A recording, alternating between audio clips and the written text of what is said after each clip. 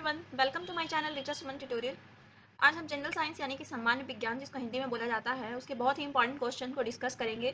और ये बीपीएससी के प्रीवियस ईयर क्वेश्चंस हैं जो कि बहुत ही इंपॉर्टेंट हैं। आप सबको पता होगा कि कितना रिपीट होता है बीपीएससी में क्वेश्चन।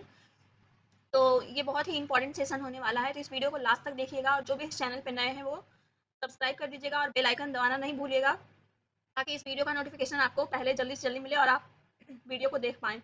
चलिए स्टार्ट करते हैं आज के पहले क्वेश्चन से। तो पहला क्वेश्चन है, the unit of electric power is. Electric power का जो एसआई यूनिट है, कहीं भी अगर आप जा करके इलेक्ट्रिक पावर का एसआई यूनिट बताएंगे लोग इसको समझ पाएंगे। तो एसआई यूनिट क्या होता है इलेक्ट्रिक पावर का, ये क्वेश्चन है। तो ये देखिए 63rd बीपीएससी का क्वेश्चन है। यहाँ पे हमने इसको यहाँ पे ला करके समझाने की कोशिश की है। तो इलेक्ट्रिक पावर का जो एसआई यूनिट होता है वो वाट होता है। क्या होता है? वाट होता है। इलेक्ट्रिक पावर का एसआई यूनिट वाट होता है। यहाँ पे देखिए हमने बहुत सारे इंटरनेशनल यूनिट्स एसआई यूनिट को लगा के रखा है। जैसे लेंथ को मीटर बोला जाता है, मास को किलोग्राम, टाइम को सेकंड में मापा जाता है, इलेक्ट्रिक करंट को एम्पियर में। और इसी से जो डिराइव्ड यूनिट है फ्रीक्वेंसी, जैसे हर्ट्ज। डिराइव्ड यूनिट क्या होते हैं कि इसका जो फॉर्मूला बन करके आता है उस हिसाब से इनका जो है नोमेनक्लेचर किया जाता है। जैसे फोर्स का न्यूटन, प्रेशर का पास्कल, एनर्जी का जूल। इसी तरह से देखिए इलेक्ट्रिक पावर का जो एसआई यूनिट है वो वॉट होता है। क्या होता है? वॉट होता है। और रही बात एम्पियर की, तो एम्पियर किसका यूनिट है? एम्पियर जो है करंट का यूनिट होता है। वोल्ट किसका है? वोल्ट इलेक्ट्रिक पोटेंशियल का होता है। और कुलम्ब किसका यूनिट होता है? कुलम्ब जो है इलेक्ट्रिक चार्ज का। किसका? इलेक्ट्रिक चार्ज का होता है। तो आप इन सबको याद करके जाइएगा एग्जाम से पहले कि कौन सी यूनिट क्या है। तो एक बार फिर से मैं बता देती हूँ कि इलेक्ट्रिक पावर का ऐसा यूनिट क्या होता है? वोल्ट होता है। एम्पियर करंट का होता है। वोल्ट किसका होता है? वोल्ट होता है आपका इलेक्ट्रिक पोटेंशियल का। और कुलम जो होता है इलेक्ट्रिक चार्ज का होता है। ये 63rd बीपीएससी का क्वेश्चन है जो यहाँ पे हमने आपको समझाने की कोशिश की है। चलिए चलते हैं अब हमने अपने नेक्स्ट क्वेश्चन में। ये क्वेश्चन भी उसी ईयर का है, 63rd बीपीएससी का है। इस क्वेश्चन में क्या है कि ह्यूमन बॉडी में कितना परसेंट वाटर होता है। हमारे जो ह्यूमन बॉडी है उसमें कितना परसेंट वाटर होता है। तो वाटर का देखिए, अगर हम रेशियो देखें तो लगभग 70% हमारे बॉडी में वाटर होते हैं। 70% वाटर होता है। तो आप लोग बोलिए यार 70% वाटर है तो पानी पीना इतना एसेंशियल जरूरी क्यों है? यार 70% वाटर है लेकिन पानी पीना एसेंशियल इसलिए है क्योंकि ये अच्छे से हार्मोन्स का फंक्शन कराता है, हमारे बॉडी को डिहाइड्रेशन से बचाता है, इसलिए पानी पीना बहुत ही जरूरी होता है। ये भी क्वेश्चन अक्सर रिपीट होते हैं एग्जाम्स में कि हमारे शरीर में कितने परसेंट वाटर है। तो 70% वाटर है। ये देखिए 63rd बीपीएससी का क्वेश्चन है। तो चलिए चलते हैं अगले सवाल की ओर।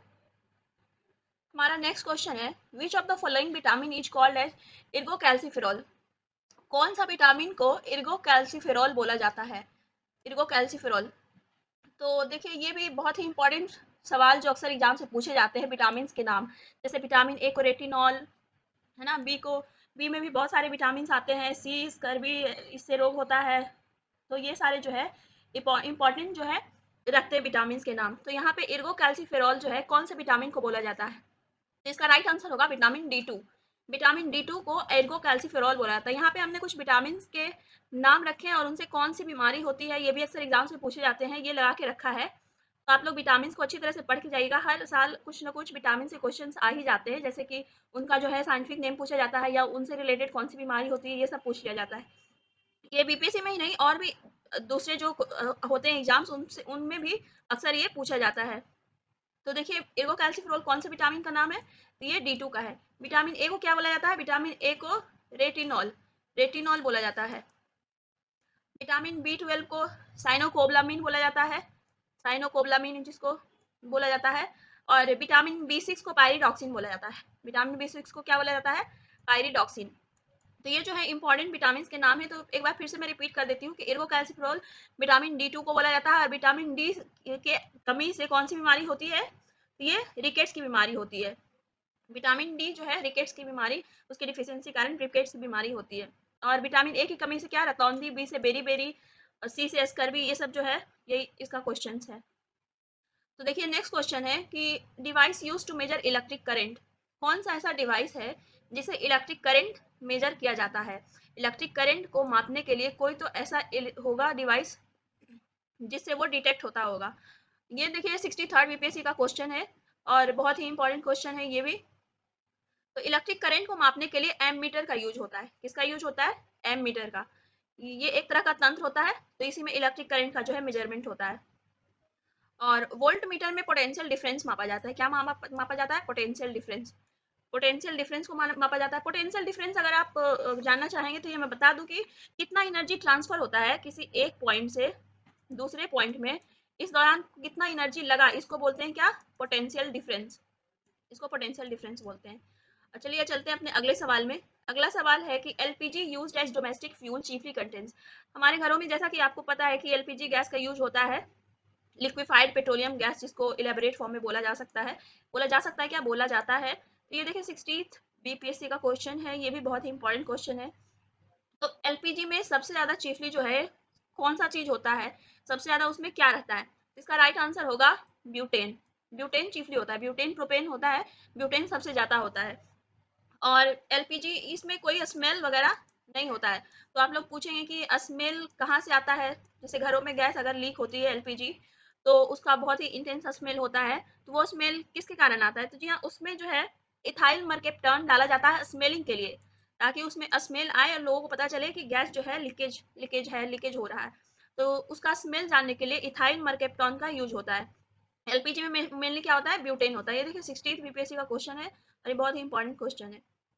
अब देखिए अगला सवाल है कि इंसुलिन क्या है।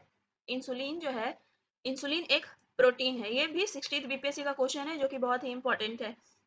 अगला है कि which one is the most reactive metal. कौन जो है सबसे ज्यादा रिएक्टिव मेटल है। सबसे ज्यादा रिएक्टिव कहने का कि अगर किसी से रिएक्ट किया जाए तो वो अपना कैरेक्टरिस्टिक फीचर दिखाने लगता है, रिएक्ट हो जाता है। इसका राइट आंसर होगा पोटेशियम। उसको अगर खुले में भी रख दिया जाए तो वो बर्न हो जाता है, रिएक्ट करने लगता है, पानी हवा से रिएक्ट करने, इसीलिए उसको जो है पेट्रोलियम प्रोडक्ट्स में रखा जाता है। ये 16th बीपीएससी का क्वेश्चन है जो कि बहुत ही इंपॉर्टेंट क्वेश्चन है। अगला है कि विच of the following gas is used in cigarette lighter. Cigarette lighter में कौन सा गैस जो है यूज होता है, ये 16th बीपीएससी का क्वेश्चन है। और ये सिगरेट लाइटर में जो हमारा गैस यूज होता है इसमें भी क्या होता है, ब्यूटेन। तो हमने पहले भी ऊपर भी बता के रखा है कि एलपीजी में क्या यूज होता है, एलपीजी में भी ब्यूटेन, और सिगरेट लाइटर में भी ब्यूटेन। और इसका जो स्मेलिंग होता है एलपीजी में स्मेलिंग एजेंट क्या होता है, इथाइल मर्केप्टन। तो इसमें भी, सिगरेट लाइटर में भी ब्यूटेन और प्रोपेन दोनों होता है, लेकिन चीफली जो है ब्यूटेन होता है, इन्फ्लेमेबल सब्सटेंस। और अगला क्वेश्चन है कि बैक्टीरिया के डिस्कवरर कौन है। ये 16th बीपीएससी का क्वेश्चन है। ये भी एग्जाम से पूछे जाते हैं अक्सर, डिस्कवरी किसने इसका डिस्कवरी किया, किसने इसका डिस्कवरी किया। तो इसका जो क्वेश्चन है कि हु डिस्कवर्ड बैक्टीरिया, बैक्टीरिया का डिस्कवरर कौन है। तो बैक्टीरिया के डिस्कवरर हैं एंटन वॉन लीवेनहॉक। ये इसका राइट आंसर होगा। बैक्टीरिया के डिस्कवरर हैं एंटन लॉ लीवेनहॉक।